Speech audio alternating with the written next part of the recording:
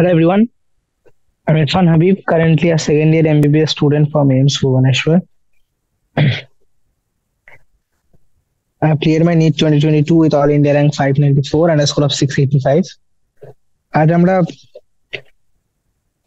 Chapter number 14 যেটা হচ্ছে breathing and exchange of gases অর্থাৎ শ্বাসকার্য এবং তার সঙ্গে সঙ্গে গ্যাসের বিনিময়। কোন গ্যাস? প্রধানত দুটো গ্যাস নিয়ে আমরা ডিসকাস করি, সেটা হচ্ছে অক্সিজেন এবং কার্বন ডাই অক্সাইড, রাইট? তো এখন অবধি আমরা যেগুলো পড়েছি সেগুলি হচ্ছে বিভিন্ন রকম শ্বাস অঙ্গ কি কি রয়েছে, তাই তো? যেমন মানুষের ক্ষেত্রে ফুসফুস, মাছেদের ক্ষেত্রে ফুলকা, এরকম ডিফারেন্ট শ্বাস অঙ্গগুলি। দেন এছাড়াও কিছু লোয়ার অর্গানিজম, কিছু নিম্ন বর্গের প্রাণীদের ক্ষেত্রে আমরা দেখেছিলাম যে তাদের কি শ্বাস অঙ্গগুলির উপরে কি রয়েছে, সেই শ্বাসকার্যের পুরো প্রক্রিয়াটি এবং গ্যাসের আদান প্রদান। ওকে, সো নেক্সট থিং ইজ, এবার মেকানিজম অফ ব্রিদিং বুঝে গেছি আমরা। নেক্সট থিং যেটা আসছে সেটা হচ্ছে এক্সচেঞ্জ অফ গ্যাসেস, তাই তো? অর্থাৎ কিভাবে যে অক্সিজেন এবং কার্বন ডাই অক্সাইড যেটা অ্যালভিওলাই পৌঁছালো শ্বাসকার্যের মাধ্যমে, প্রশ্বাস প্রক্রিয়ার মাধ্যমে, মনে করো অ্যালভিওলাই মধ্যে অক্সিজেন পৌঁছেছে, আর আমরা জানি যে ভেনাস ব্লাডটি আসছে, সেই ভেনাস ব্লাডটিতে CO2 রিচ। তো এবার এদের মধ্যে এই বিনিময়টা কি করে হবে? আমরা জানি CO2 বাইরে বেরোবে আর অক্সিজেন ব্লাডে এন্টার করবে, তাই তো? অক্সিজেনেট করবে। আমরা জানি দূষিত রক্ত বাইরে বেরিয়ে যায়, শুদ্ধ রক্তগুলি সব পৌঁছায় পুরো বডিতে। সো তার এক্সচেঞ্জ অফ গ্যাস দুটো জায়গায় হয় মেইনলি। ফার্স্ট এই এক্সচেঞ্জটা কোথায় হবে? অ্যালভিওলাই, যেখানে এক্সচেঞ্জ হয় কার মধ্যে? অ্যালভিওলাই এবং ব্লাডের মধ্যে, থ্রু অ্যালভিওলার ওয়াল। আর দ্বিতীয়ত কখন হবে? দ্বিতীয়ত হবে যখন এই ব্লাডটাই টিস্যুতে পৌঁছাবে। সেই টিস্যুতে পৌঁছানোর পরে ক্যাপিলারি গুলো, আমরা জানি টিস্যু ক্যাপিলারি এবং ক্যাপিলারি রয়েছে, সেই টিস্যু ক্যাপিলারিতে এবং টিস্যু, এখানে যে সেল গুলো রয়েছে, সেলস, তো এই কোষ এবং ক্যাপিলারি গুলির মধ্যে গ্যাসের আদান প্রদান, তাহলে দুটো জায়গা মেইন রয়েছে যেখানে গ্যাসের আদান প্রদান হয়ে থাকে। Okay, now what are the pressure? কি কি জিনিস রয়েছে যেগুলি এই ব্যাপন প্রক্রিয়াটিকে এফেক্ট করে বা প্রভাব ফেলে? সেগুলো হচ্ছে, দেখো, প্রথমত আমরা জানি এই পুরো বিনিময় প্রক্রিয়াটি কিসের মাধ্যমে হয়? সাধারণ ব্যাপন প্রক্রিয়া, সিম্পল ডিফিউশন। এবার সিম্পল ডিফিউশনের প্রথম কনসেপ্ট হচ্ছে সিম্পল ডিফিউশন, মানে সেখানে সবসময় একটা চাপের নতিমাত্রা থাকবে একটা, সবসময় উচ্চ থেকে নিচের দিকে যাবে, তাই তো? তাহলে উচ্চ চাপ থেকে নিম্ন চাপের দিকে। সো লাইক দ্যাট এখানেও একটা চাপের বা ঘনত্বের নতিমাত্রা দেখা যায়, যেখানে সবসময় উচ্চ চাপ থেকে নিম্ন চাপের দিকে যায়, রাইট? এবার নেক্সট সলিবিলিটি অফ গ্যাস। বায়ুর গ্যাসগুলির দ্রাব্যতা, অর্থাৎ কোষগুলি এবং যে রক্তের মধ্যে যে গ্যাসের দ্রাব্যতা যত বেশি, সে তত তাড়াতাড়ি ভাবে দ্রবীভূত হবে, সেটা তত বেশি বিনিময় হওয়া সম্ভব, তাই তো? তাহলে ব্যাপন প্রক্রিয়া অংশগ্রহণ গ্যাসের দ্রাব্যতা, তার সঙ্গে আরো কিছু প্রভাবক রয়েছে, সেগুলো আমরা ব্রেক করবো। যেমন হচ্ছে থিকনেস অফ মেমব্রেন, যে পর্দার মাধ্যমে এই এক্সচেঞ্জটা হচ্ছে, এই বিনিময়টা হচ্ছে, সেই পর্দাটির স্থূলতা বা সেই পর্দাটির কতটা স্থূলতা, তো কতটা থিকনেস রয়েছে তার উপরেও ডিপেন্ড করে এই পুরো বিনিময় প্রক্রিয়াটি। ওকে, এবার একটা জিনিস আমি ফিজিক্স থেকে এখানে নিতে চাইছি, সেটা হচ্ছে পার্শিয়াল প্রেসার বা আংশিক চাপ। মনে করো আমি তোমাকে একটা গ্যাসের মিক্সচার দিয়ে দিলাম, যে গ্যাসের মিক্সচারটা CO2 রয়েছে, অক্সিজেন রয়েছে, নাইট্রোজেন রয়েছে, তাই তো? এবার সবাই মিলে একটা প্রেসার দিচ্ছে, যেটা হচ্ছে total pressure of the gas. তো এবার প্রত্যেকটি ইন্ডিভিজুয়াল গ্যাস, সেটা হচ্ছে oxygen, carbon die oxide, nitrogen, specific ভাবে এরাও কিছু চাপ প্রদান করে। তো সেই স্পেসিফিক চাপটিকে আমরা বলি আংশিক চাপ। তাহলে কোনো একটা গ্যাসের যদি একাধিক গ্যাস সেখানে থাকে, তাহলে সেই বায়ু মিশ্রণের মধ্যে একক গ্যাস যে চাপটা প্রদান করে সেটাকে আমরা বলছি আংশিক চাপ।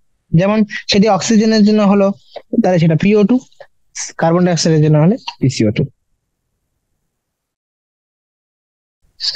এবার এখানে এই টেবিলটিতে মেইনলি দেখানো হয়েছে যে কিভাবে এই আংশিক চাপ অক্সিজেনের ক্ষেত্রে এবং কার্বন ডাই অক্সাইডের ক্ষেত্রে বিভিন্ন রেসপিরেটরি ট্র্যাক্টের বিভিন্ন পার্টে এবং তার সঙ্গে সঙ্গে রক্তে এবং মানে এই যে সাইড গুলোতে, যেমন এখানে একটা বিনিময় হচ্ছে, গ্যাসের বিনিময় এখানে একবার হচ্ছে, দেন এখানে একবার হচ্ছে। তো এই দুটি সাইডে মেনলি যে প্রেসার গ্রেডিয়েন্টটা বা চাপের যে নতিমাত্রা সৃষ্টি হচ্ছে উচ্চ চাপ থেকে নিম্ন চাপের দিকে আসার সময়, তাহলে এখানে অক্সিজেন অ্যালভিওলাই থেকে ব্লাডে যাচ্ছে, আর এখানে কার্বন ডাই অক্সাইড ব্লাড থেকে অ্যালভিওলাইতে। সিমিলারলি যদি অক্সিজেনেটেড ব্লাড এবং টিস্যু অর্থাৎ কলার মধ্যে দেখি, তাহলে সেখানেও অক্সিজেন ব্লাড থেকে টিস্যুতে আর কার্বন ডাই অক্সাইড টিস্যু থেকে ব্লাড আসছে।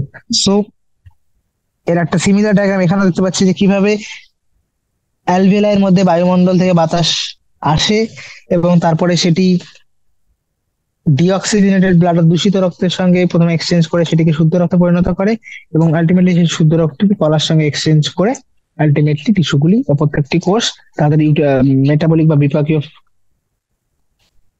কার্যগুলি করার জন্য অক্সিজেন পায় এবং তাদের মেটাবলিক ফাংশনের কারণে যে কার্বন ডাই অক্সাইড গুলো রিলিজ হচ্ছে সেই কার্বন ডাই অক্সাইড গুলো বর্জিত হয়। ওকে, তো তাহলে এখান থেকে আমরা দেখতে পাচ্ছি যে অক্সিজেনের দুটি জায়গায় আমরা মেইনলি ঘনত্বের নতিমাত্রা দেখতে পেলাম। সেটা প্রথম ছিল অ্যালভিওলাই এবং রক্তের মধ্যে, বায়ুথলি এবং রক্তগুলির মধ্যে, আর দ্বিতীয়টি ছিল রক্ত বাহ এবং কলার মধ্যে। তো আর কার্বন ডাই অক্সাইড ঠিক অপোজিট দিকে ছিল, তার মানে কার্বন ডাই অক্সাইড ছিল হচ্ছে টিস্যু থেকে ব্লাডে এন্ড ব্লাড থেকে অ্যালভিওলাই। এখানে সব থেকে বেশি পরিমাণে রয়েছে, তাহলে এখান থেকে ব্লাডে বা রক্তে পৌঁছাবে, রক্ত থেকে সেটা পৌঁছাবে বায়ুথলি। ওকে, কুল। নেক্সট টাইম বলেছিলাম সলিবিলিটি বা দ্রাব্যতা, যে গ্যাসটি যত বেশি পরিমাণে রক্তের মধ্যে দ্রবীভূত হবে তার তত বেশি পরিমাণে বিনিময় হওয়ার চান্স রয়েছে। তাই আমরা জানি কার্বন ডাই অক্সাইড 20 থেকে 25 গুণ বেশি দ্রাব্য অক্সিজেনের তুলনায়। তাই কার্বন ডাই অক্সাইড খুব তাড়াতাড়ি, তাই তো, অক্সিজেনের তুলনায় অনেকটা বেশি পরিমাণে ব্যাপিত হতে পারে। এবার এই যে ডিফিউশন মেমব্রেনটা রয়েছে বা যে ব্যাপন পর্দাটি আমরা এখানে দেখতে পাচ্ছি, সেটি প্রধানত তিনটি স্তর দিয়ে নির্মিত।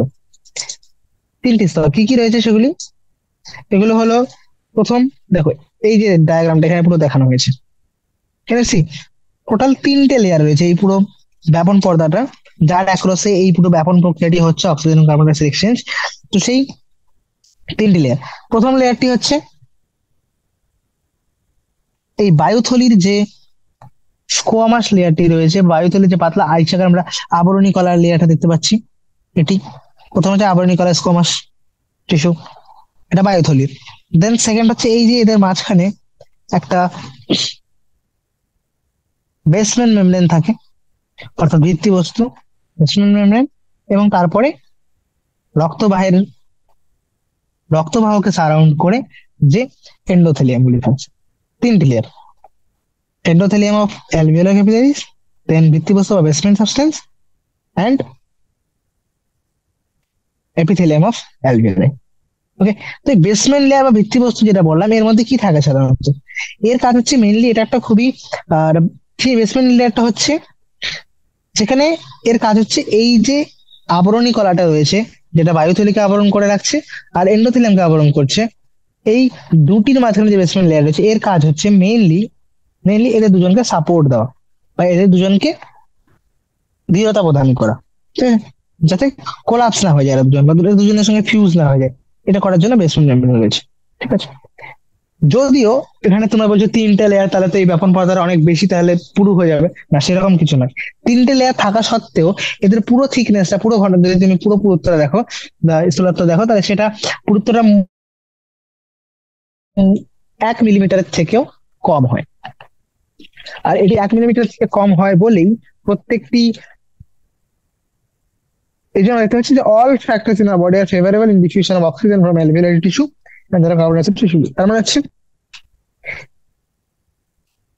দেখলাম যে প্রেসারের ডিফারেন্স যেটা রয়েছে বা যে চাপের নতিমাত্রা যেটা দেখলাম, সেটা সবসময় দেখছি যে অ্যালভিওলাই থেকে ব্লাড, ব্লাড থেকে টিস্যু, এইদিকে ঘনত্ব রয়েছে, মানে সবসময় অক্সিজেন অ্যালভিওলাই থেকে টিস্যুতে পৌঁছায়, আর অন্যদিকে বিপরীত নদী মাত্রা দেখা যায় কার্বন ডাই অক্সাইডের ক্ষেত্রে। তাহলে কার্বন ডাই অক্সাইডের টেন্ডেন্সি রয়েছে টিস্যু থেকে অ্যালভিওলের দিকে আসবে। তাহলে এই জন্য আমরা দেখতে পাচ্ছি যে আমাদের দেহে যতগুলি প্রবাহক রয়েছে সবাই আলটিমেটলি চেষ্টা করে বায়ুথলি থেকে কলাকোষে, আর কলাকোষ থেকে বায়ুথলিতে অক্সিজেন এবং কার্বন ডাই অক্সাইডের বিনিময় হোক। রাইট? তাহলে সেকেন্ড ফাংশন হয়ে গেল, সেটা হচ্ছে exchange of gas between alveoli and plant. Third point যেটা রেসপিরেশন আন্ডার আসে সেটা হচ্ছে ট্রান্সপোর্ট অফ গ্যাসেস। অর্থাৎ এই যে গ্যাসগুলি অক্সিজেন এবং কার্বন ডাই অক্সাইড যেগুলি রক্তের মধ্যে পৌঁছালো অ্যালভিওলাই থেকে, সেগুলো কিভাবে এবার পরিবাহিত হয়ে কলাকোষের মধ্যে পৌঁছাবে, যেখানে গিয়ে আরেকবার কলাকোষের মধ্যে অক্সিজেন এবং কার্বন ডাই অক্সাইডের বিনিময় হয়। গ্যাসীয় বস্তু পরিবহন যদি দেখি, তো রক্তই হচ্ছে প্রধান মাধ্যম অক্সিজেন এবং কার্বন ডাই অক্সাইডের পরিবহনের জন্য। এবার প্রায় 97%, অর্থাৎ 97% অক্সিজেন পরিবাহিত হয় আরবিসির মাধ্যমে, অর্থাৎ লোহিত রক্তকণিকার মাধ্যমে, এবং বাকি 3% যেটা রয়েছে সেটি পরিবাহিত হয় রক্তকোষের মধ্যে দ্রবীভূত অবস্থায়। আমরা জানি ব্লাডের মধ্যে দুটো পার্ট রয়েছে, কিছু রয়েছে আরবিসি আর কিছু ডাব্লিউবিসি, প্লেটলেট, যেগুলোকে আমরা বলি ফর্মড এলিমেন্ট, আর বাকি পুরো পার্টটা হচ্ছে, তো বাকি পার্টটা হচ্ছে পুরোটাই রক্তরস বা প্লাজমা। তো 97%, 97% হচ্ছে অক্সিজেন পরিবাহিত হয় লোহিত রক্তকণিকার মাধ্যমে আরবিসির মধ্যে, আরবিসি দিয়ে, আর বাকি 3% এই রক্তরসের মধ্যে দ্রবীভূত হয়ে পরিবাহিত হয়। আর অন্যদিকে কার্বন ডাই অক্সাইড যেটি পরিবাহিত হয় তার মধ্যে প্রায় 20 থেকে 25% হচ্ছে যেটা আরবিসির মাধ্যমে পরিবাহিত হয়। বাকি 70% কিভাবে পরিবাহিত হয়? বাকি 70% পরিবাহিত হয় বাইকার্বনেট রূপে। কিভাবে আমরা ডিসকাস করবো। এবং বাকি, তাহলে এখানে হচ্ছে 20+25+17 নিলাম, তো বাকি যে 5 থেকে 7% থাকছে সেটা পরিবাহিত হচ্ছে কার মাধ্যমে? দ্রবীভূত হয়ে প্লাজমা বা রক্তরসের মধ্যে। ওকে, তাহলে আমরা দেখলাম অক্সিজেন, আরবিসি আর plasma. আরবিসিটা 97, plasma 3। Carbon die oxide দেখলাম আরবিসি, প্লাজমা আর বাইকার্বনেট। বাইকার্বনেট রূপে কতটা বাইন্ড হচ্ছে? এটা বাইকার্বনেট রূপে কিন্তু প্লাজমা দিয়ে যাচ্ছে, সেটা কতটা? 70%। প্লাজমার মধ্যে দিয়ে দ্রবীভূত, প্লাজমায় সলিউবল হয়ে বা প্লাজমার মধ্যে রক্তরসের মধ্যে দ্রবীভূত হয়ে কতটা পার্সেন্ট যাচ্ছে? সেটা হচ্ছে 7%। আর বাকি 20 থেকে 25% পরিবাহিত হয় আরবিসি বা লোহিত রক্তকণিকার সঙ্গে বাইন্ড করে। ওকে, তাহলে প্রথমে আমরা দেখছি অক্সিজেনের পরিবহন। অক্সিজেন কিভাবে অ্যালভিওলাই থেকে, অ্যালভিওলাই এক্সচেঞ্জ হওয়ার পর রক্ত কিভাবে পরিবাহিত হয় কলাকোষগুলিতে পৌঁছায়, পরিবাহিত হয়ে কলাকোষগুলি পৌঁছায়। এখানে হচ্ছে ইম্পর্টেন্ট জিনিস মনে রাখার জন্য, সেটা হচ্ছে আরবিসির মধ্যে একটি বিশেষ রঞ্জক থাকে এবং যেটির কারণেই লোহিত রক্তকণিকার রং লাল, সেটা হচ্ছে হিমোগ্লোবিন। রাইট? হিমোগ্লোবিন, হিম, এর মধ্যে দুটো পার্ট রয়েছে, একটা হচ্ছে হিম আর একটি গ্লোবিন। হিম, গ্লোবিন। হিম পার্ট যেটার মধ্যে আয়রন থাকে, গ্লোবিন যেটা প্রোটিন। পুরোটা একটা টার্সিয়ারি স্ট্রাকচার পড়বে, বায়োমলিকুলার বলা হয়েছে, তাই তো? কিভাবে টার্সিয়ারি স্ট্রাকচার গুলি প্রোটিনের একে অপরের সঙ্গে এভাবে স্পেশাল অ্যারেঞ্জমেন্টে থাকে, দুটো আলফা দুটো বিটা, এটাকে আমরা বলছি হিমোগ্লোবিনের গঠন, তাই তো? তো এই হিমোগ্লোবিন অক্সিজেনের সঙ্গে যুক্ত হয়ে তৈরি করে অক্সি হিমোগ্লোবিন, এবং এই বিক্রিয়াটি হচ্ছে উভমুখী প্রক্রিয়া হয়। কিভাবে, কিরকম হয়? উভমুখী করে। এবার প্রত্যেকটি অণু হিমোগ্লোবিনের সঙ্গে সর্বাধিক কটি অণু অক্সিজেন পরিবাহিত হতে পারে? সেটা হচ্ছে 4 অণু। সর্বাধিক 4 অণু অক্সিজেন পরিবাহিত হতে পারে। এই যে এফি স্ট্রাকচারটা রয়েছে, এর সেন্টারে এফি রয়েছে, তো এ সর্বাধিক কটা অণু অক্সিজেনের সঙ্গে যুক্ত হতে পারে? 4 অণু অক্সিজেনের সঙ্গে যুক্ত হতে পারে এক অণু haemoglobin. Right? Binding of oxygen with haemoglobin is primary related to pressure. এবার এটা আমরা অলরেডি জানি যে অক্সিজেন পরিবাহিত হচ্ছে, অক্সিজেন সবকিছু ডিপেন্ড করে চাপের নতিমাত্রা। যত বেশি চাপ থাকবে, যত বেশি ঘনত্ব থাকবে, তত বেশি ঘনত্ব হবে, তত বেশি আংশিক চাপ হবে। এবার আংশিক চাপ অক্সিজেনের যত বেশি হবে PO2 যত হাই হবে তত বেশি পরিমাণ অক্সিজেন হিমোগ্লোবিনের সঙ্গে বাইন্ড করে তৈরি করবে অক্সি হিমোগ্লোবিন, রাইট? এবং এই যে বাইন্ডিংটা, যেখানে হিমোগ্লোবিন প্লাস অক্সিজেন মিলে তৈরি হচ্ছে অক্সি হিমোগ্লোবিন, এই পুরো ফ্যাক্টরটা যেমন অক্সিজেনের পার্শিয়াল প্রেশারের উপর ডিপেন্ড করে, তেমনি ডিপেন্ড করে কার্বন ডাই অক্সাইডের আংশিক চাপ, হাইড্রোজেন আয়নের ঘনত্ব এবং টেম্পারেচার বা উষ্ণতার উপর। এবার যখন আমরা অক্সিজেনের শতকরা সম্পৃক্তিকে অক্সিজেনের আংশিক চাপের সাপেক্ষে স্থাপন করি, তখন একটা সিগময়েড লেখচিত্র পাওয়া যায়। Why I'm saying that? Because তুমি যদি দেখো, অক্সিজেন বাইন্ড করছে হিমোগ্লোবিনের সাথে, ইট ইস নট এরকম সিমিলার যে যত বেশি আমি অক্সিজেনের পার্শিয়াল প্রেশার আংশিক চাপ বাড়াবো তত বেশি পরিমাণে এভাবে বৃদ্ধি পেতে থাকবে, এরকম হয় না। কেন এরকম হয় না? বিকজ হিমোগ্লোবিন অণুগুলির কাছে একটা স্পেশাল ফিচার রয়েছে, যেটাকে বলে স্যাচুরেশন। অর্থাৎ এরা দুটো জিনিস থাকে, দুটো হিমোগ্লোবিনের কাছে দুটো প্রপার্টি থাকে, আমি এক্সট্রা একটু বলছি। সেটা হচ্ছে কোঅপারেটিভ বাইন্ডিং আর স্যাচুরেশন। এবার প্রথমের দিকে যখন অক্সিজেনের পার্শিয়াল প্রেশার খুবই কম, আংশিক চাপ অক্সিজেন খুবই কম, তখন একটি দুটি হিমোগ্লোবিন বাইন্ড করছিল। এবার যখন হিমোগ্লোবিন বাইন্ড করতে শুরু করলো, একটা হিমোগ্লোবিন একটা একটা অক্সিজেন একটা হিমোগ্লোবিনের সঙ্গে বাইন্ড করে গেল, সাপোজ, তখন এই অক্সিজেনটা ফেভার করে আরেকটা অক্সিজেনের বাইন্ডিং এ, আরেকটা অক্সিজেন বাইন্ড করলো, এই দুটো অক্সিজেনের আরো বেশি ফেভার করবে তৃতীয় তাহলে খুব সহযুক্ত হবে, চতুর্থটি আরো সহযুক্ত হবে। তাই প্রথমের দিকে একটা ল্যাগ ফেজ আসে, দেন আলটিমেটলি খুব স্পিডে বাইন্ডিং হতে শুরু করে, কারণ এই যে 1 2 3 এগুলো খুব তাড়াতাড়ি বাইন্ড হতে শুরু করে দিল, রাইট? তাহলে প্রথমটা বাইন্ড হতে একটু সময় লাগে, দেন 2 3 4 খুব তাড়াতাড়ি বাইন্ড হয়। আলটিমেটলি হিমোগ্লোবিন যখন শেষ হয়ে যেতে শুরু করবে, তুমি অক্সিজেনটা যখন বাড়াতে লাগো, হিমোগ্লোবিন একটা অ্যামাউন্ট রয়েছে, রাইট? হিমোগ্লোবিন তার থেকে বেশি যদি হিমোগ্লোবিন না থাকে অক্সিজেন বাইন্ড করবে, তাহলে আলটিমেটলি সেখানে গিয়ে একটা স্যাচুরেশন ফেজ আছে। দ্যাটস ওয়াই এই পুরো কার্ভটা দেখতে সিগময়েড শেপের হয়। ক্লিয়ার? অনেক সময় জিজ্ঞেস করা হয় অক্সি হিমোগ্লোবিনের যে এই স্যাচুরেশন কার্ভটা বা এই যে অক্সি হিমোগ্লোবিনের সম্পৃক্তি লেখচিত্রটি পাচ্ছ, তার শেপটা কিরকম, তার আকারটা কিরকম, সেটা হচ্ছে কি সিগময়েড শেপ। ক্লিয়ার? এবং এই গ্রাফটা কাদের মধ্যে থাকা হয়েছে? এদিকে রয়েছে অক্সিজেন আংশিক চাপ, আর এদিকে রয়েছে কত শতাংশ হিমোগ্লোবিন অক্সিজেনের সঙ্গে যুক্ত হয়েছে, বা তুমি সেটাকে বলতে পারো অক্সিজেনের সাথে হিমোগ্লোবিনের শতকরা সম্পৃক্তির হার। এই কার্ভটির বা এই লেখচিত্রের অপর একটি নাম রয়েছে, যেটাকে আমরা বলি অক্সিজেন ডিসোসিয়েশন কার্ভ। এবং এটির মাধ্যমে আমরা অনেক জিনিস ফ্যাক্টর হতে পারে। আমি তোমাকে একটু আগে বললাম যে অক্সিজেনের সঙ্গে হিমোগ্লোবিনের এই যে যুক্ত হয়ে যে অক্সি হিমোগ্লোবিন গঠন করে, এটি শুধুমাত্র অক্সিজেনের অক্সিজেনের আংশিক চাপের উপর নির্ভর করে না, তার সঙ্গে কার্বন ডাই অক্সাইডের আংশিক চাপ, হাইড্রোজেন আয়নের ঘনত্ব, উষ্ণতা, এদের উপরেও নির্ভর করে, রাইট? এবার যদি এদের উপর নির্ভর করে, তো কিভাবে নির্ভর করছে? এবার মনে করো আমি যদি পার্শিয়াল প্রেশার কার্বন ডাই অক্সাইডে বাড়াই, তাহলে সেক্ষেত্রে অক্সি হিমোগ্লোবিন কম তৈরি হবে। তুমি বলো না অক্সিজেন যদি বেশি থাকে তাহলে চান্স রয়েছে যে কার্বন ডাই অক্সাইড বাড়ি পরিবাহিত হবে। সো ইন দ্যাট কেস গ্রাফটা কিরকম আসবে? এদিকে রাইট শিফট দেখতে দেখাতে পাওয়া যাবে একটা, এটা তোমার পড়বে বোর ইফেক্ট, দেন এইচ প্লাস এর কনসেন্ট্রেশন রাইট শিফট দেখা যায়। তো এই গ্রাফটি অক্সিজেন ডিসোসিয়েশন কার্ভ, বিভিন্ন ক্ষেত্রে যখন আমি এই প্রভাবক গুলি যেমন কার্বন ডাই অক্সাইডের আংশিক চাপ, হাইড্রোজেন আয়নের ঘনত্ব, উষ্ণতা, এগুলোকে যদি আমি চেঞ্জ করি, তাহলে সেক্ষেত্রে চান্স থাকে যে এটিও চেঞ্জ হয়ে যাবে।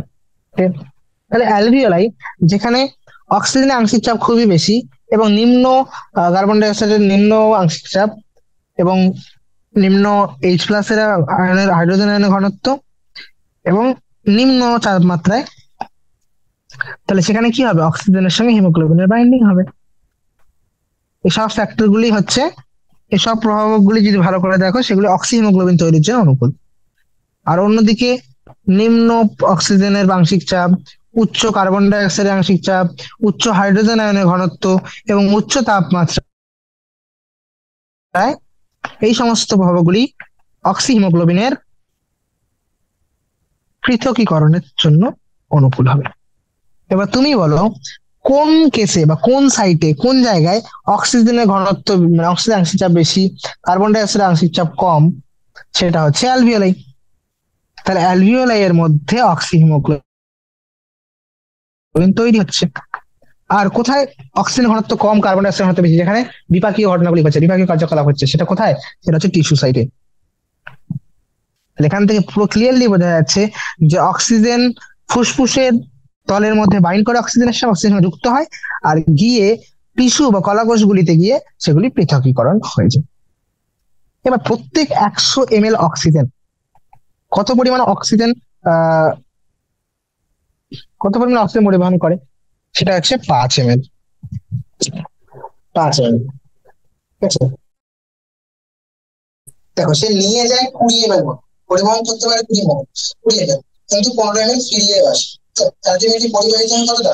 5 ml। বিকজ 100 ml এর মধ্যে হিমোগ্লোবিন থাকে 15 গ্রাম। 15 গ্রাম, প্রত্যেক গ্রাম হিমোগ্লোবিন পরিবহন করতে পারে 1.3 ml, 3-4 ml oxygen. 15 × 1.34, that is 19 থেকে 20 ml, প্রায় 3 ml মতো পরিবহন করে। এতটা বাইন্ড করতে পারে, এতটা অক্সিজেন যুক্ত হয়, কিন্তু আলটিমেটলি পরিবাহিত কতটা হয় সেটা হচ্ছে 5 ml, আর বাকি 20 ml দিয়ে ফিরে হয়। তুমি এখানে দেখো না, এখান থেকে পুরো 20 ml গেল, 20 ml গেল, কিন্তু ফিরে এলো 15 ml। এখানে পরিবাহিত কতটা হলো? 5 ml গেল না, আলটিমেটলি ঠিক আছে। তাই জন্য বলা হয় যে 100 ml রক্ত, 100 ml অক্সিজেন যুক্ত রক্ত প্রায় 5 মিলিলিটার অক্সিজেনকে কলাকোষে পরিবাহিত করে। ঠিক আছে, তাহলে অক্সিজেনের পরিবহন সম্পর্কে এইটুকুই এনাফ, ঠিক আছে, মোর দ্যান এনাফ। যে কিভাবে অক্সিজেন পরিবাহিত হয়, তার মধ্যে 97% অক্সিজেন আরবিসির মাধ্যমে এবং 3% রক্তরসের মধ্যে সংযুক্ত হয়ে, আর কার্বন ডাই অক্সাইড উপরে আছে 3% মতো শুধুমাত্র, 7% হচ্ছে প্লাজমা, 20% আরবিসি, আর 25% হচ্ছে পরিবাহিত বাই কার্বন। সেটি নিয়ে সেটা হচ্ছে কার্বন ডাই অক্সাইডের। কার্বন ডাই অক্সাইড হিমোগ্লোবিনের মাধ্যমে কতটা পরিবাহিত হয়? 20 থেকে 25%, রাইট? সো যে কার্বন ডাই অক্সাইড হিমোগ্লোবিনের মাধ্যমে কিভাবে পরিবাহিত হয়? কার্বন ডাই অক্সাইড হিমোগ্লোবিনের সঙ্গে যুক্ত হয়ে আসলে এই হিমোগ্লোবিন দ্রবণাংশে গিয়ে অ্যামিন গ্রুপের সাথে জুড়ে যায় বলে একটা প্রোডাক্ট তৈরি করে, যেটার নাম হচ্ছে কার্ব অ্যামিনো হিমোগ্লোবিন। কি নাম সেটির? Carb amino haemoglobin. ওকে, আরেকটা জিনিস বলে রাখতে চাই, হিমোগ্লোবিনের সঙ্গে যখন অক্সিজেন যুক্ত হয় তখন কিন্তু অক্সিজেন হিমোগ্লোবিনের জারণ করে না। আমরা জানি অক্সিডেশন, অক্সিজেন যুক্ত হওয়াকে অক্সিডেশন বলছি, কিন্তু সেক্ষেত্রে অক্সিজেন যুক্ত হয়ে জারণ করে করে দেয় না। ঠিক আছে, সে অক্সিজেনেশন মানে সেটা জাস্ট বাইন্ড করে, এটা কোঅর্ডিনেশন বন্ডের মাধ্যমে জাস্ট যুক্ত হয়ে থাকে। ঠিক আছে, কোনো রকম জারণ প্রক্রিয়া করে না, কিন্তু মনে রাখবো। কার্বোঅ্যামিনো হিমোগ্লোবিন, কার্বোঅ্যামিনো হিমোগ্লোবিন যেমনটা আমি বললাম যে এটি কার্বন ডাই অক্সাইড যখন যুক্ত হয় হিমোগ্লোবিনের সঙ্গে তৈরি করে কার্বন ডাই অক্সাইড, এবং এর মাধ্যমে 20 থেকে 25% পরিবাহিত হয়, কার্বন ডাই অক্সাইড 20 থেকে 25% পরিবাহিত হয়। তো থিং ইজ, এই যে বন্ডটা তৈরি হলো সেটা কিন্তু মেইনলি কার উপর ডিপেন্ড করে? যেমনটি আমরা দেখেছিলাম যে অক্সিজেন যখন হিমোগ্লোবিনের সঙ্গে যুক্ত হচ্ছিল, সেই প্রক্রিয়াটি যেমন অক্সিজেনের আংশিক চাপের উপর নির্ভর করে, তেমনি নির্ভর করে কার্বন ডাই অক্সাইড, হাইড্রোজেন আয়নের ঘনত্ব এবং তাপমাত্রার উপর। সিমিলারিটি দেখা যায় এখানেও, যে এখানে মেইন ফ্যাক্টর কিন্তু কোনটি হয়ে দাঁড়ায়? কার্বন ডাই অক্সাইডের আংশিক চাপ আর অক্সিজেনের আংশিক চাপ। তো যেখানে কার্বন ডাই অক্সাইডের আংশিক চাপ বেশি এবং অক্সিজেনের আংশিক চাপ কম, সেখানে সেটা কোথায়? টিস্যুতে। তাহলে সেখানে কি হবে? সেখানে বেশি বেশি পরিমাণে কার্বন ডাই অক্সাইড হিমোগ্লোবিনের সাথে যুক্ত হবে। আর যেখানে কার্বন ডাই অক্সাইডের আংশিক চাপ কম এবং অক্সিজেনের আংশিক চাপ বেশি, সেখানে কি হবে? যেটা হচ্ছে কোথায়? এটা হচ্ছে অ্যালভিওলাই, বায়ুথলিতে।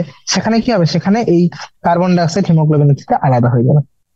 তাহলে বোঝা গেল, পৃথকীকরণ হয়ে যাবে।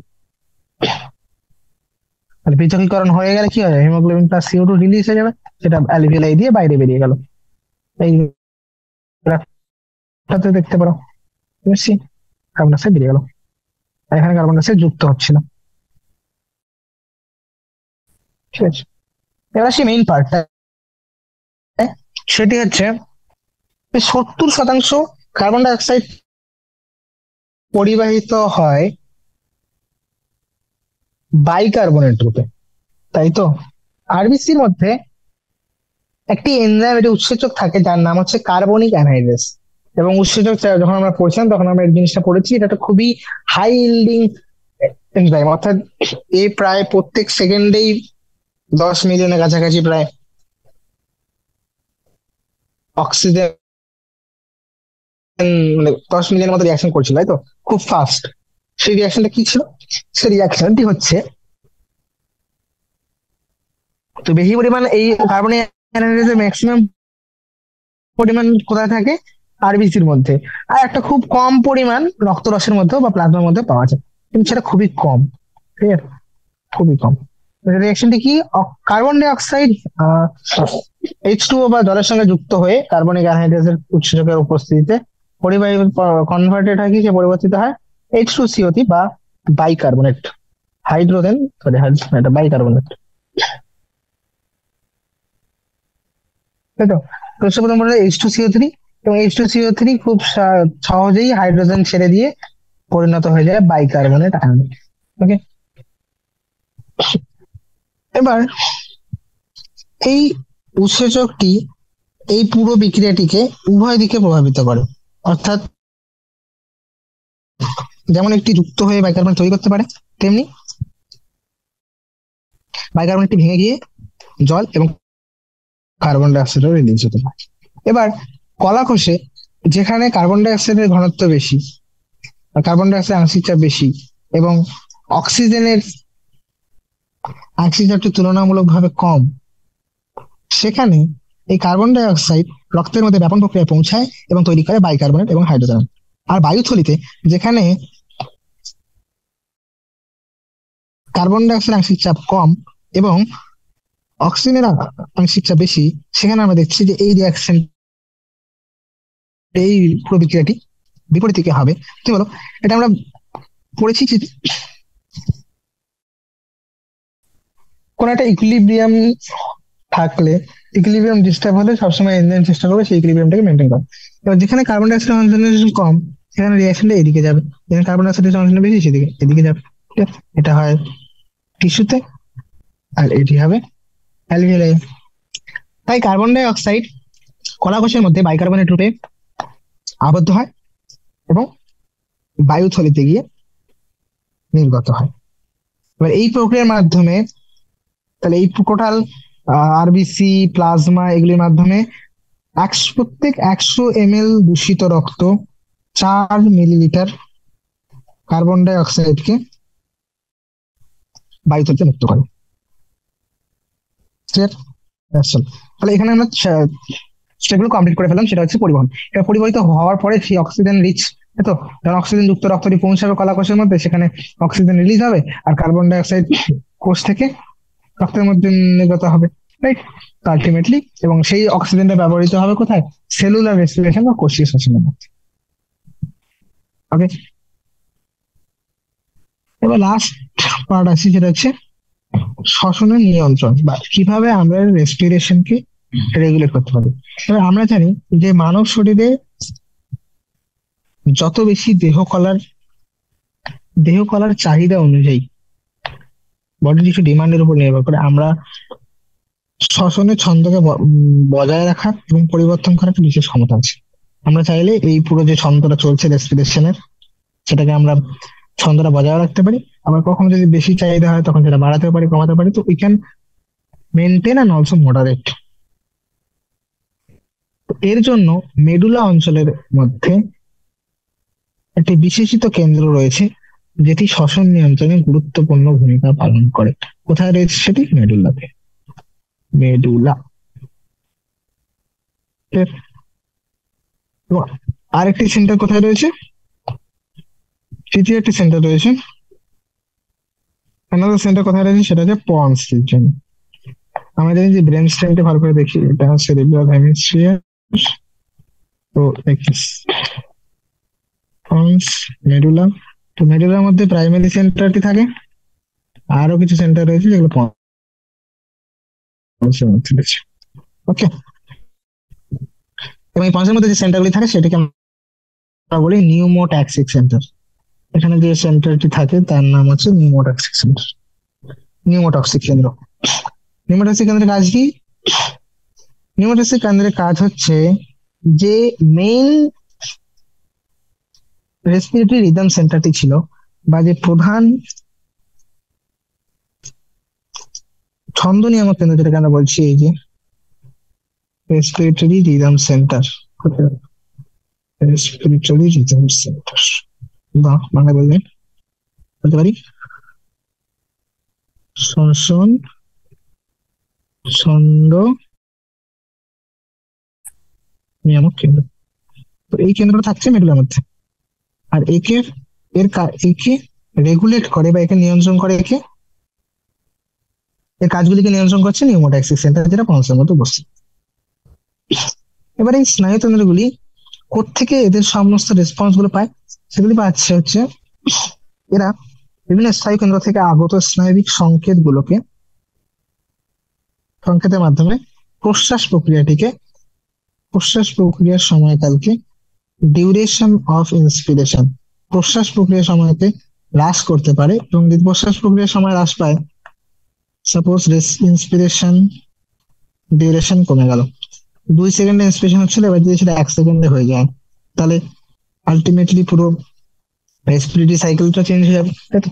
তাহলে এই যে শ্বাস প্রশ্বাসের যে হারটা ছিল, শ্বাসনের হার, সেটাকে পরিবর্তন করতে পারে এই ছন্দ নিয়ামক কেন্দ্রগুলি। এবং সেগুলো কোথেকে আসে? এই সেন্টারগুলি থেকে আগত স্নায়ুগুলির মাধ্যমে। Okay? এবার এই ছন্দ নিয়ামক কেন্দ্রের পাশে একটি রাসায়নিক সংবেদী অঞ্চল রয়েছে, সেটা হচ্ছে কেমোসেন্সিটিভ এরিয়া। কোথায় উপস্থিত? সেটা হচ্ছে এই ছন্দ নিয়ামক কেন্দ্রের কাছে। এই অঞ্চলটি highly sensitive two carbon dioxide, এবং কার্বন ডাইঅক্সাইড এবং হাইড্রোজেন আয়নের ঘনত্বের উপর এটি অত্যন্ত সংবেদনশীল হয়। এবার যদি এর মধ্যে কোনো একটা আয়নের ঘনত্ব বেড়ে যায়, কার্বন ডাইঅক্সাইডের ঘনত্ব বেড়ে গেল, বা হাইড্রোজেন আয়নের ঘনত্ব যদি বৃদ্ধি পায়, এদের একটু বৃদ্ধিতেই এই অঞ্চলগুলি কি হয়ে যাবে? এই অঞ্চলগুলি উদ্দীপিত হয়ে যায়। এই অঞ্চলগুলি যখনই সক্রিয় হয়ে যায়, তাহলে কেমোসেন্সিটিভ এরিয়া, যেটা মনে করে আমি এক্সাম্পল দিচ্ছি, এখানে কেমোসেন্সিটিভ এরিয়া আছে, তাহলে যখন H+ আয়নের কনসেন্ট্রেশন বা কার্বন ডাইঅক্সাইড বৃদ্ধি পেল, ইফেক্ট করবে কেমোসেন্সিটিভ এরিয়াকে। কেমোসেন্সিটিভ এরিয়া তখন রেসপিরেটরি রিদম সেন্টারকে সিগন্যাল পাঠাবে, সেখান থেকে একটা স্নায়বিক সংকেত পৌঁছাবে, এবং আলটিমেটলি সেখানকার মাধ্যমে যে প্রয়োজনীয় সমন্বয় সাধন করা দরকার, যে সমস্ত অ্যাডজাস্টমেন্ট করা দরকার, যার মাধ্যমে এই সাবস্টেন্স গুলি, কার্বন ডাইঅক্সাইড বা H+ যেটা বেড়েছে, সেটাকে কিভাবে বের করা যাবে। যে মনে হয় বেশি বেশি পরিমাণে রেসপিরেশন করা দরকার, তাহলে বেশি পরিমাণে রেসপিরেশন হবে, শ্বসনের হারকে বৃদ্ধি করা হবে। Okay? এবং কিছু রিসেপ্টর রয়েছে বা কিছু গ্রাহক রয়েছে, যেগুলো কোথায় থাকে? আওর্টিক আর্চ এবং ক্যারোটিড ধমনীর মধ্যে কিছু রিসেপ্টর বা গ্রাহক থাকে, যেগুলো এই কার্বন ডাই অক্সাইড এবং হাইড্রোজেন আয়নের ঘনত্বের পরিবর্তনকে শনাক্ত করতে পারে, এবং এদেরকে দেহ থেকে যে স্নায়বিক সংকেত প্রয়োজন, সেটা কাকে পৌঁছায়? মনে করো তোমার ক্যারোটিড আর্টারি বা আর্চ অফ আওর্টা, ঠিক আছে, এদের মধ্যে কিছু রিসেপ্টর থাকে। এবার এই রিসেপ্টর গুলো কাজ কি? রিসেপ্টর গুলো দেখা যায় এই এগুলো এবার যদি হাই হয়, তখন এখান থেকে সিগন্যালটা কোথায় পৌঁছাবে? রেসপিরেটরি রিদম সেন্টারের কাছে, যে এই সমস্ত জিনিসগুলো কনসেন্ট্রেশন বেড়ে গেছে, তাহলে এদেরকে বার করো। ঠিক আছে? এই পুরো প্রসেসে দেখছি কার্বন ডাই অক্সাইড এবং H+ এর এফেক্টটাই বেশি, তাই তো? পরবর্তী তোমার ক্ষেত্রে দেখবে যে অক্সিজেনের ভূমিকাও রয়েছে পেরিফেরাল রিসেপ্টর গুলিতে। তো তাই অক্সিজেনের ডিরেক্টলি ভূমিকা, যে দেখো অক্সিজেনের ভূমিকা এই ছন্দ নিয়ন্ত্রণে খুবই ইনসিগনিফিকেন্ট, খুবই খুবই নগণ্য বলতে পারো। বুঝছো? মেইনলি কার উপর ডিপেন্ড করে? কার্বন ডাই অক্সাইডের ঘনত্ব আর H+। কার্বন ডাই অক্সাইড বেড়ে গেলে তখন বেশি বেশি রেসপিরেশন করতে হবে, রাইট? কার্বন ডাই অক্সাইড ঘনত্ব কম থাকলে তখন অবশ্যই বেশি পরিমাণে হোয়াট এভার যেই সমন্বয় সাধনের দরকার, তাই তো? যদি মনে হয় যে বেশি পরিমাণ ঠিক ভাবে শ্বাস প্রশ্বাস হচ্ছে না, যার কারণে কার্বন ডাই অক্সাইড জমে যাচ্ছে শরীরের মধ্যে। তাহলে বেশি পরিমাণে রেসপিরেশন করো, শ্বাসনালীকে বৃদ্ধি করো। সেটা কিভাবে করা হয়? সেটা করা হয় প্রশ্বাসের সময়টাকে কমিয়ে দেওয়া, ইন্সপিরেশনের ডিউরেশনটা কমিয়ে দেওয়া। প্রশ্বাসের সময়টা যদি কমিয়ে দিই, তাহলে আলটিমেটলি রেসপিরেশনের সাইকেল যেটা 5 সেকেন্ড হচ্ছে সেটা 2 সেকেন্ড ধরে হয়। তাহলে প্রত্যেক মিনিটে সেখানে 30 বার শ্বাসনালীটা আলটিমেটলি পরিবর্তিত হচ্ছে সেক্ষেত্রে। Next, disorders of respiratory system. এই শ্বসন তন্ত্র এতক্ষণ ধরে আমরা যত কিছু করলাম, এদের আলটিমেটলি ক্লিনিক্যাল দিক দিয়ে দেখতে যে সমস্ত ডিসঅর্ডার বা যে সমস্ত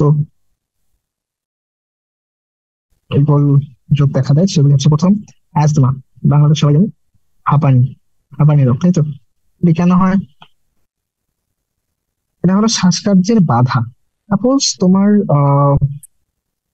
যে ক্লোম শাখাগুলি রয়েছে ব্রঙ্কাই এবং উপক্লোম শাখাগুলি, উপক্লোম শাখা এবং উপক্লোম শাখাগুলির মধ্যে যদি কোনোভাবে প্রদাহ হয়ে যায়, ইনফ্লামেশন হয়, তো সেই প্রদাহজনিত কারণে একটা ঘর ঘর শব্দ হয়, তাই তো?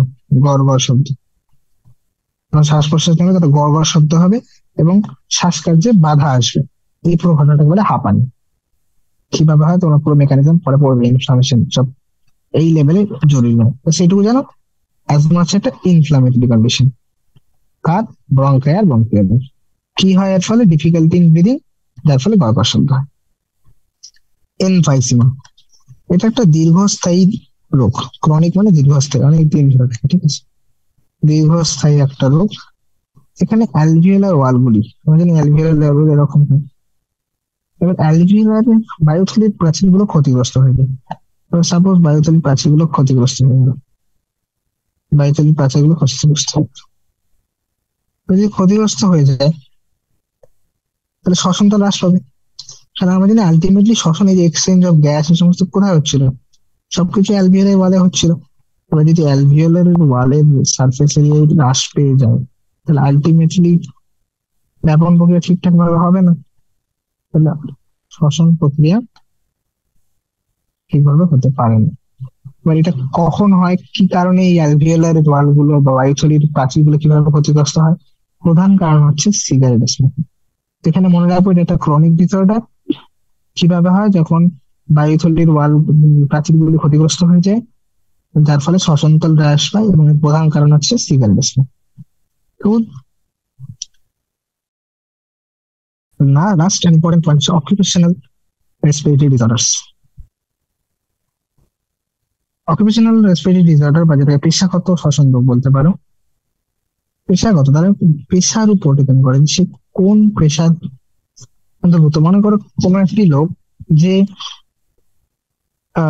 সাপোজ পাথর ভাঙা বা পাথর গুঁড়ো করছে কোনো, সেই কারখানায় কাজ করে, তাহলে সেখানে প্রচুর পরিমাণ ধুলো পড়ে। এবার এই ধুলোগুলি, মনে করো আমাদের শরীরের মধ্যে যে ডিফেন্স মেকানিজম রয়েছে, যে প্রতিরোধ ব্যবস্থা রয়েছে, সেটা যদি মোকাবিলা না করতে পারে, তাহলে সেই ধুলোগুলি দীর্ঘ সময়ের মধ্যে শরীরের মধ্যে জমবে। আর এই অনেকদিন ধরে জমার কারণে সেখানে কি হবে? ইনফ্লামেশন বা প্রদাহ সৃষ্টি হবে। প্রদাহের ফলে কি হবে? Ultimately fibrosis. ফাইব্রোসিস বা তন্তুময় কলার বৃদ্ধি, প্রলিফারেশন অফ ফাইব্রাস টিস্যু, তন্তুময় কলা বৃদ্ধি পায়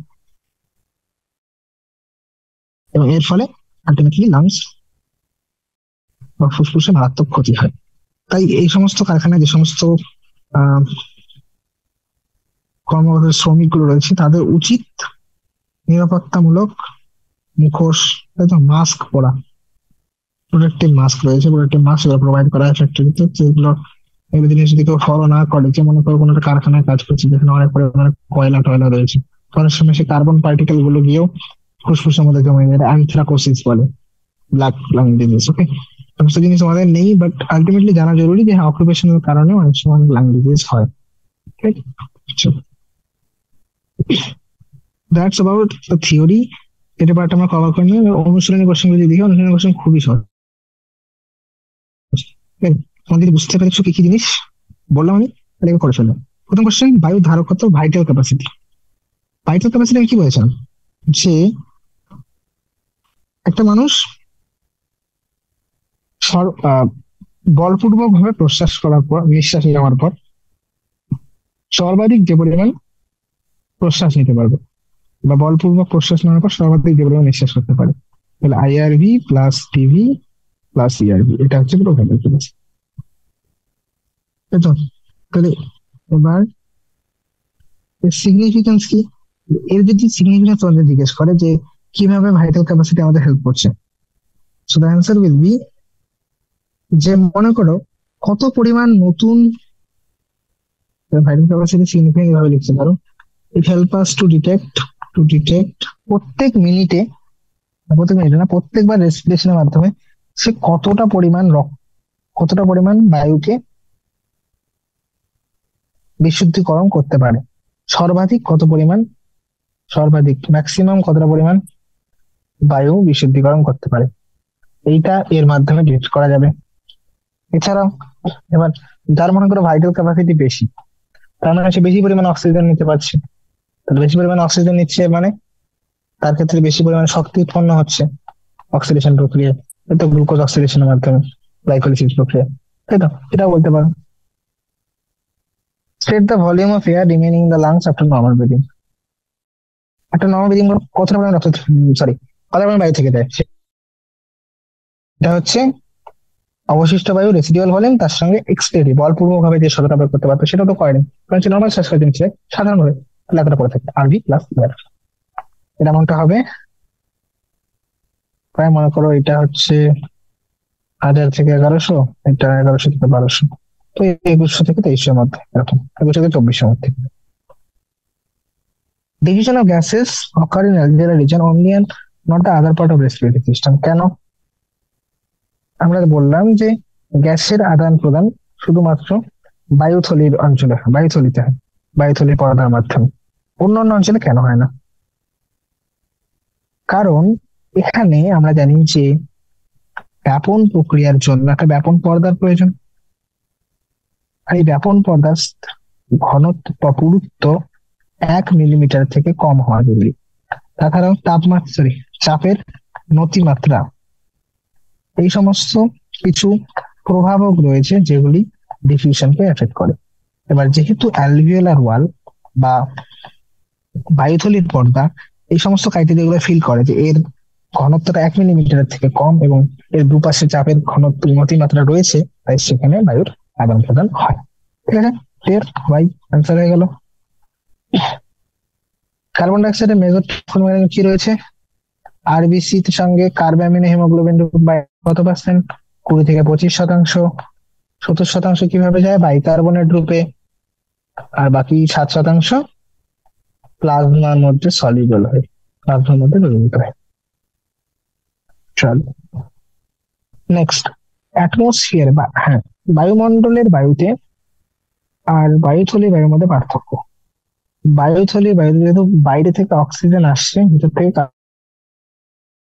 কার্বন ডাইঅক্সাইড যাচ্ছে, হাই কনসেন্ট্রেশন লো কনসেন্ট্রেশন, তাহলে অ্যাটমসফিয়ারে হাই পিও2 থাকবে আর লো পিও সিও2 থাকবে, তার কারণেই এই শ্বাস প্রশ্বাস সক্ষম হচ্ছে, তাই তো? চলো, explain the process of inspiration of normal condition. কিভাবে ইন্সপিরেশন হয় পুরো প্রসেসটা বলো একের পর এক। যদি ইন্সপিরেশনের ঘটনাটা বা যদি প্রশ্বাস প্রক্রিয়াটা দেখতে যাই, প্রশ্বাস কিভাবে হয় না, প্রথম সিগন্যাল আসে, নিউরাল সিগন্যাল আসলো, মধ্যচ্ছেদা বা ডায়াফ্রাম কন্ট্রাক্ট করে যায়, ফলে অ্যান্টেরোপোস্টেরিয়র ডায়ামিটার ইনক্রিজ করলো। অন্যদিকে ইন্টারকস্টাল মাসেল বা পাজরাস্থি যে পেশিগুলো রয়েছে সেগুলির কন্ট্রাকশন হবে, ফলে ডর্সোভেন্ট্রাল ডায়ামিটার এটাও বৃদ্ধি পেল। উভয় বৃদ্ধি পাওয়ার কারণে বক্ষ গহ্বরের আয়তন বৃদ্ধি পায়, এবং যেহেতু এটা একটা বায়ু প্রকোষ্ঠ, এটা এয়ারটাইট চেম্বার, তাই থোরাসিক ক্যাভিটির আয়তন বৃদ্ধি পেলে সেটা রিফ্লেক্ট হয় পালমোনারি ক্যাভিটির, তাই তো? তো তার ফলে ফুসফুসীয় আয়তন সেটাও বৃদ্ধি পাবে, ফলে চাপ হ্রাস পাবে, অন্তঃফুসফুসীয় ইন্ট্রাপালমোনারি প্রেসার সেটি হ্রাস পেলে, এবং এটি হ্রাস পেয়ে যখন বায়ুমণ্ডলের তুলনায় কমে যায় তখন বায়ুমণ্ডল থেকে pressure decrease less than atmosphere. তাহলে তখন অ্যাটমসফিয়ার থেকে বায়ুমণ্ডল থেকে বায়ুথলির মধ্যে প্রবেশ করবে যতক্ষণ এই তাপমাত্রা গ্রেডিয়েন্টটা রয়েছে। Clear? চলো, হাউ ইজ রেসপিরেশন রেগুলেটেড? আমি বললাম যে প্রধান রেসপিরেটরি রিদম সেন্টার বা রেসপিরেটরি ছন্দ নিয়ামক কেন্দ্র রয়েছে, যেটা মেডুলার মধ্যে রয়েছে। এছাড়াও একটি নিউমোট্যাক্সিক সেন্টার থাকে পন্সের মধ্যে, এবং একটি কেমোসেনসিটিভ এরিয়া বা রাসায়নিক সংবেদী অঞ্চল থাকে এই রেসপিরেটরি ছন্দ নিয়ামক অঞ্চলের কাছাকাছি, যেটি কি করে, যার কাজ হচ্ছে, যার কাজ কি বলো, যার কাজ হচ্ছে কার্বন ডাই অক্সাইড এবং H+ এর ঘনত্ব এগুলি বেশি হয়ে গেলে উপযুক্ত সিগন্যাল, উপযুক্ত সেই আহ, সংকেতটা রেসপিরেটরি সেন্টারকে দেওয়া, যে উপযুক্ত সমন্বয় সাধন করো যাতে এদেরকে বের করা যায়। এবং তার সঙ্গে কিছু আরো রিসেপ্টর রয়েছে, যেগুলো কোথা থেকে, ক্যারোটিড আর্টারি এবং আওর্টিক আর্চে। What is the effect of PCO2 in oxygen transport? দেখো, আমরা জানি অক্সিজেন যখন হিমোগ্লোবিনের সঙ্গে যুক্ত হয়ে অক্সি হিমোগ্লোবিন তৈরি করে, এই ঘটনাটিতে অক্সিজেনের আংশিক চাপে যতটা গুরুত্বপূর্ণ ভূমিকা রয়েছে, ততটাই কার্বন ডাই অক্সাইডের আংশিক চাপেরও গুরুত্বপূর্ণ রয়েছে। যেখানে পিসিও টু বেশি, যেখানে পিসিও টু কম, পিও2 বেশি, সেখানে অক্সিজেন হিমোগ্লোবিনের সঙ্গে যুক্ত হয়। আর যেখানে কার্বন ডাই অক্সাইডের কনসেন্ট্রেশন বেশি অক্সিজেনের তুলনায়, সেখানে অক্সিজেন এবং হিমোগ্লোবিনের পৃথকীকরণ হয়। এই জন্যই টিস্যু সাইটে এরা পৃথকীকরণ হয়ে যায় এবং অক্সিজেন রিলিজ হয় কলাকোষের মধ্যে, আর অ্যালভিওলাই এর মধ্যে অক্সিজেন গুলি রক্তের মধ্যে উপস্থিত হিমোগ্লোবিনের সঙ্গে যুক্ত হয়ে পরিবাহিত হয়। Cool. এবং এছাড়াও what happens to respiratory process in men going up a hill? যখন একটা মানুষ হাই অল্টিটিউডে পৌঁছায়, তখন যেহেতু সেখানে আংশিক চাপ কমে যায়, ওভারঅল অ্যাটমসফিয়ারিক প্রেশার কমে যাবে, রাইট? অ্যাটমসফিয়ারিক প্রেশার যদি কমে যায়, বায়ুমণ্ডলের চাপ যদি হ্রাস পায়, তাহলে পিও2 এই জিনিসগুলো হ্রাস পাবে।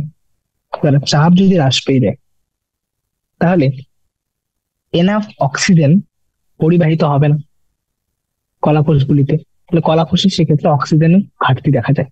এই ঘাটতি মেটানোর জন্য তখন বেশি বেশি পরিমাণে আরবিসি উৎপন্ন হতে শুরু করবে, যাতে বেশি বেশি পরিমাণে হিমোগ্লোবিন থাকে। তাহলে যত, দেখো, যখন চাপ কম তখন আমরা চেষ্টা করবো বেশি পরিমাণে নিয়ে আসার। সাপোজ একটা আরবিসি আগে 5 ml, সরি, 100 ml ব্লাড আগে 5 ml নিয়ে যাচ্ছিল, ব্লাড 5 ml অক্সিজেন নিয়ে যাচ্ছিল। এবার যেহেতু ঘনত্বটাই কমে গেছে, তাহলে বেশি পরিমাণে অক্সিজেন পৌঁছাচ্ছেই না। তার আমি কি করবো, অক্সিজেনের ক্যারিং ক্যাপাসিটি কমে গেছে হিমোগ্লোবিনের। তাহলে আরবিসির অক্সিজেন ক্যারিং ক্যাপাসিটি কমে গেছে, তাহলে আমি আরবিসির সংখ্যাটাই বাড়িয়ে দিলাম। তাহলে ওভারঅল এই যে নিটটা, যে পরিমাণ প্রয়োজন অক্সিজেন, সেটা যেন মেটানো যায়। ঠিক আছে? So there will be increase in RBC amount. তাহলে বেশি বেশি হার্ট পাম্প করতে হবে, হার্ট রেট, এগুলো সবকিছু বৃদ্ধি পায়। What is the site of vasoduction in insect? একটা ইনসেক্টের ক্ষেত্রে বা পোকার ক্ষেত্রে আমরা জানি প্রধান রেসপিরেটরি সাইট, ক্যাসিফিকেশন সাইট কি, সেটা হচ্ছে ট্রাকিয়া। ট্রাকিয়া গুলি গিয়ে কোথায় খোলে? ট্রাকিয়া গুলি গিয়ে স্পাইরাকাল নামে কিছু অংশ রয়েছে, গঠনটা দেখাই, তাহলে দেখো এরকম। এই পোকা, এটা যদি ট্রাকিয়া হয়, ট্রাকিয়া গুলি গিয়ে এভাবে খোলে।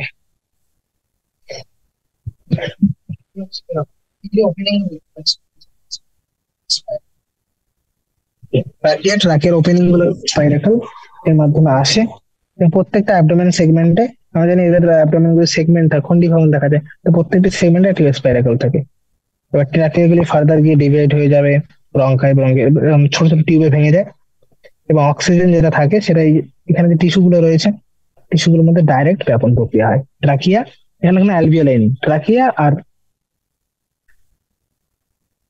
কলাকোষের মধ্যে ডিরেক্টলি ব্যাপন প্রক্রিয়ার মাধ্যমে পরিবাহী গ্যাসের আদান প্রদান হয় বলে একে বলা হয় branchial respiration.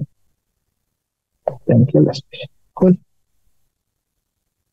Define oxygen dissociation curve. Oxygen dissociation curve হচ্ছে যখন আমি অক্সিজেনের আংশিক চাপের বিরুদ্ধে পার্সেন্টেজ স্যাচুরেশন আঁকবো, অক্সিজেনের তখন যে গ্রাফটা পাওয়া যায় সেটি সিগমার শেপের হয়। ওকে, এটা আমরা বলেছিলাম যে কি কি ফ্যাক্টর রয়েছে, কার্বন ডাইঅক্সাইড আংশিক চাপ, হাইড্রোজেনের ঘনত্ব, টেম্পারেচার, এগুলি এর এফেক্ট করে এর শেপ। অনেক সময় রাইট শিফট হয়ে যায়, লেফট শিফট হয়ে যায়, ঠিক আছে। কিন্তু হঠাৎ করে হাইপক্সিয়া, তুমি কখন হাইপক্সিয়া শুনেছো? হাইপক্সিয়া কথাটা হচ্ছে যখন একটা প্যাথোলজিক্যাল কন্ডিশন, যখন শরীরের কোনো একটা অংশ বা পুরো শরীরে সাফিসিয়েন্ট পর্যাপ্ত পরিমাণ অক্সিজেন থাকে না। Sufficient oxygen not supplied two body parts. তো 4 টাইপের মেইনলি হাইপক্সিয়া হয়, আমি বলে দিচ্ছি। তোমরা এগুলো ডিটেলে পড়বে পরবর্তীতে, বাট এই লেভেলে শুধু নাম জেনে রাখো তাহলে অনেক। সেটা হচ্ছে সাইটোটক্সিক, প্রথম সাইটোটক্সিক দিয়ে শুরু করছি না, প্রথম শুরু করছে হাইপক্সিয়া, দেন অ্যানিমিক হাইপক্সিয়া,